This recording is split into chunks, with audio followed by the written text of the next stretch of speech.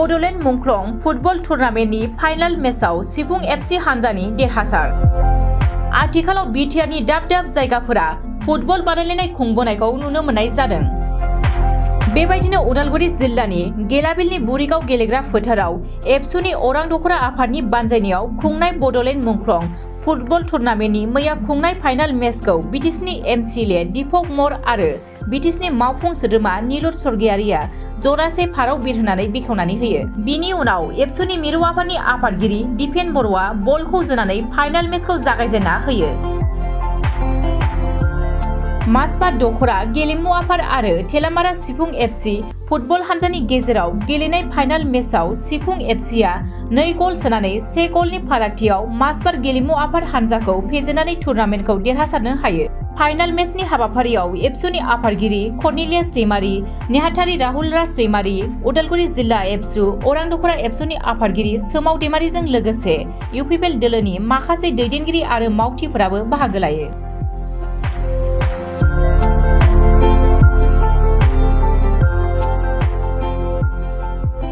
दख'रा दुलाराय बर' फरायसा आफादनि बानजायनायाव थामथि बड'लेण्ड मुंख्लं ट्रफि टुर्नामेन्ट बेयाव खुंनाय जादों आरो जोबोद गोब्राब नाजानाय आरो खस्थ'नि गेजेरजों बिथांमोना सेथि, नैथि आरो देग्लाय थामथि थारैनो बियो जोंनि थाखाय गोग्गाथाव आरो बाख्नायथाव।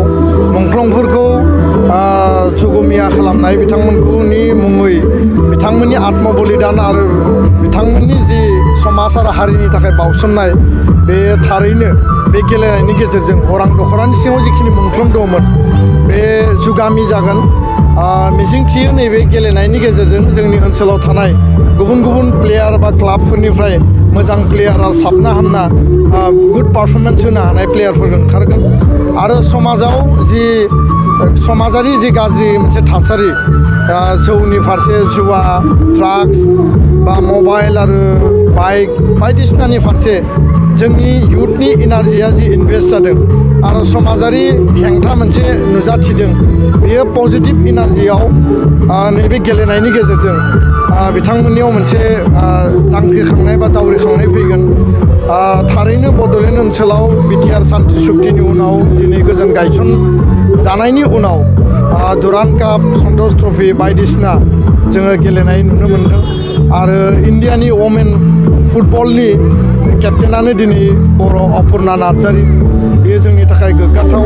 सानै बर' सेंग्राया बावैसो साफ गेम गेलेनानै बिथांमोना पारफरमेन्स दिन्थिनानै फैदों आरो दिनै इण्डियायाव एसियान गेम्सआव 100नि बारा गल्ड, ब्रन्ज आरो सिलभार मेडेल देरहानो हानाया जोंनि थाखाय बेयो मोनसे थुलुंगानि नेरसोन। आसामाव खेल महारन खालामनो नागिरदों, गामि ओनसोलाव बा रिमट ओनसोलाव बे मोनसे जावरिखांनाय लाबोगोन आरो दुलाराय बर' फरायसा आफादा गोलाव समनिफ्रायनो बे इनिसियेटिभा दङमोन।